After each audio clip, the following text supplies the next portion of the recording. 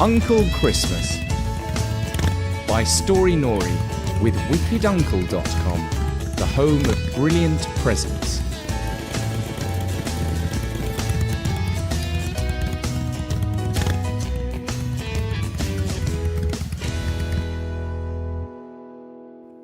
Hello, this is Richard, and this is the first in a special holiday series about a character called Uncle Christmas. Now, before we start, Bertie's asked me to tell our international listeners that here in the UK, our name for the man in the red coat who climbs down chimneys is Father Christmas. You might know him as Santa Claus, but he's one and the same person. And now we're going to introduce you to one of his family members. Have you ever thought what it would be like to have a brother or sister who is very, very, very famous? What if you looked a bit like him or her, and sometimes people stopped you on the street and asked you for an autograph? You'd have to shrug your shoulders and say, "Nah, sorry, that's not me." You would probably feel proud of your near relative for doing so well in life. You might also feel a tiny bit jealous. Both feelings would be totally normal. Now take Father Christmas, otherwise known around the world as Santa Claus, Papa Noel, Sinterklaas, Saint Nick, and Julupucky. There is no doubt that Father Christmas is extremely famous. But have you ever heard of his younger brother, who goes by the name of Uncle Christmas? No? Not yet? Well, you will soon. Uncle Christmas is only 75 years younger than his better-known brother. But he is a very different character. While Father Christmas is a little bit old-fashioned, Uncle Christmas moves with the times. For instance, once upon a time, when a singer called Elvis was the king of rock and roll, Uncle Christmas travelled all the way to Elvis's hometown in Memphis, Tennessee in the USA to learn how to play the guitar, rockabilly style.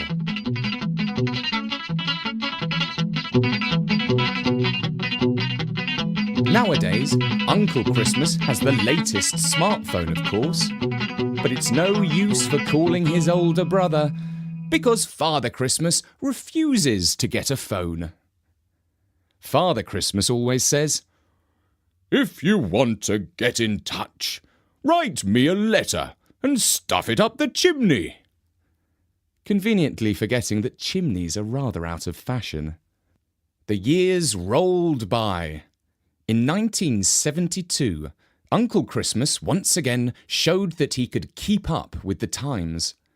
He sold his magic sleigh to a Viking troll called Braggy, and he replaced it with a motor trike. It's like a huge, noisy motorbike, only with 3 wheels.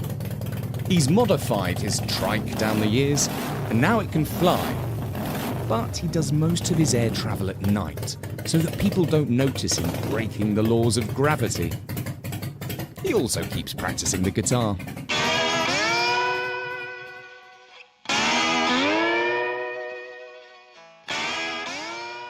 He never made it to the big time as a rock star, but his band, the Motor Elves, has a cult following. Every year he performs at the Venice Beach Surf's Up Festival of Rock. It's held in Los Angeles by the Pacific Ocean.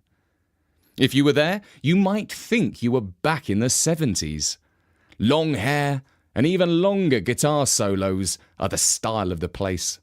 Venice Beach is also home to all sorts of people dressed in all sorts of weird and wonderful costumes.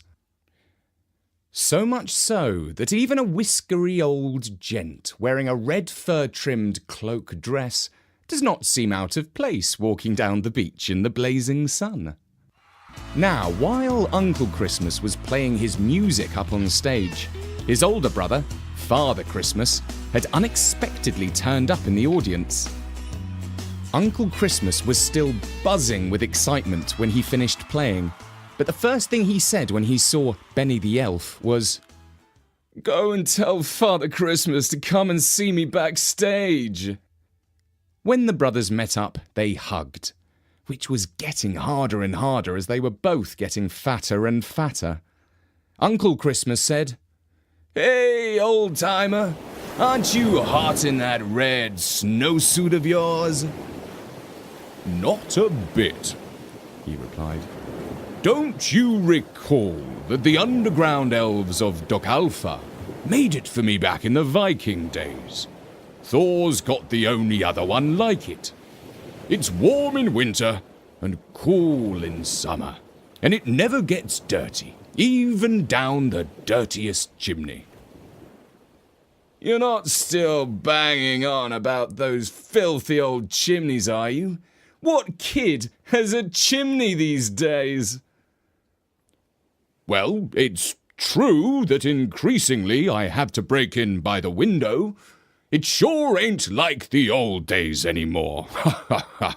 Oh well, the toy delivery business is changing, whether I like it or not." Uncle Christmas slapped his brother on the back and joked, "You must be the only burglar who brings gear into the house instead of stealing off with it." "Ho, ho, ho, you may well be right about that." Uncle Christmas has a fantastic apartment that overlooks the Pacific Ocean. They walked back to it, occasionally looking enviously at the toned keep fit fanatics, not just at the famous bodybuilders of Venice Beach, but the runners, surfers and cyclists. To be honest, neither of them had gone in for that sort of thing, even in their youth. Feasting and drinking Viking honeyed mead was more their style.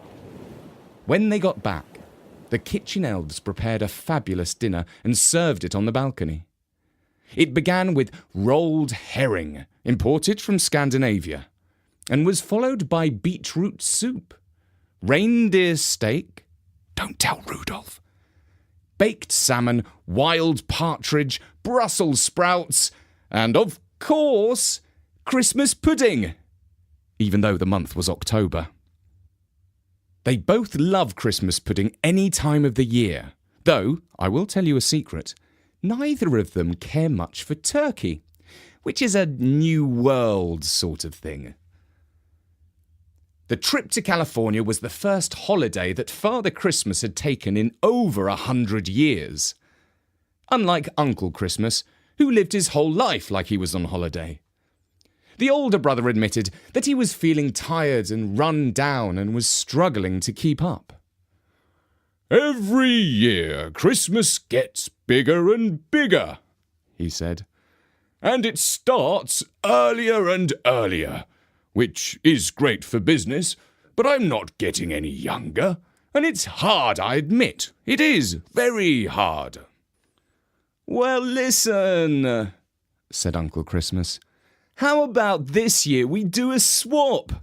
You spend Christmas here by the beach. It's simply gorgeous, as you can see. And I'll take care of the prezzies." Father Christmas shook his snowy head. "That's very kind of you, and thank you for your offer. But the children's gifts are a big responsibility.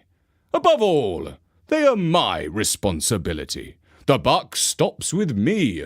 My name is on the gift label, and if anything were to go wrong, it is my reputation on the line. So it's tempting, of course, just to lie on the beach all December, but it's just not possible." Uncle Christmas was expecting a reply like this. He knew how uptight his brother was about getting the toys to the kids on time. He smiled and said, "Chill out, bro. It will all be fine. I'll take care of it." Father Christmas shook his head. Uncle Christmas started to feel annoyed. "You don't trust me, do you? You don't think I'm good enough? But I'm family. I'm your closest relative. If you can trust anyone, you can trust me." "Sorry," said Father Christmas. "You don't understand the business, and you've never been responsible for anything, let alone a job as big as this." Listen, just because you're 75 years older than me doesn't mean you shouldn't show me a tad of respect. I do respect you as a guitar picker, but not as the chief of a worldwide toy delivery company. Typical, said Uncle Christmas, raising his voice. You always did think that you were the only one with any brains, but the truth is, you're too slow to keep up with the times. Look at you, still dressed as some kind of scarlet Viking, and you can't even use a mobile phone. How can you say you were the one who understands how to run a modern business?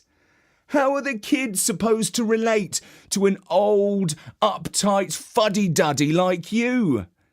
It's time to roll over and let a younger person take over. Younger in body, and most importantly, younger in spirit and younger in mind.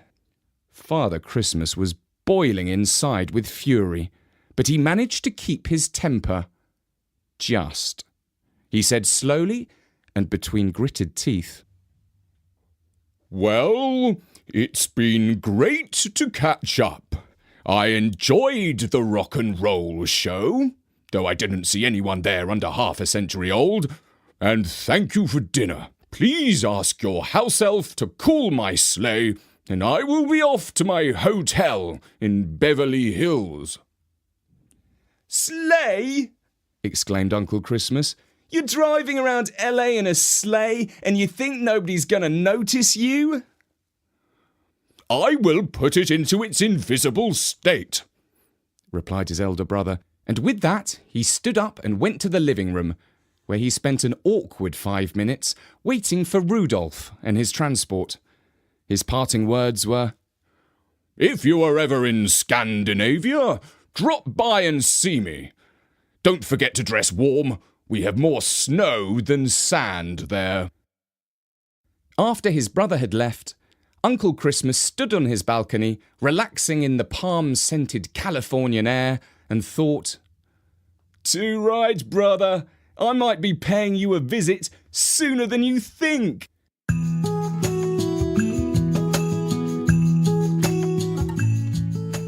And that was the first part of our new Uncle Christmas series. We will be giving you regular updates on Uncle Christmas this winter. The story was written by Bertie and read by me, Richard, for storynori.com. The inspiration for Uncle Christmas comes from our friends at Wicked Uncle, the world's greatest online toy shop and the home of brilliant presents. Wicked Uncle helps you choose gifts and toys by age and for boys and girls.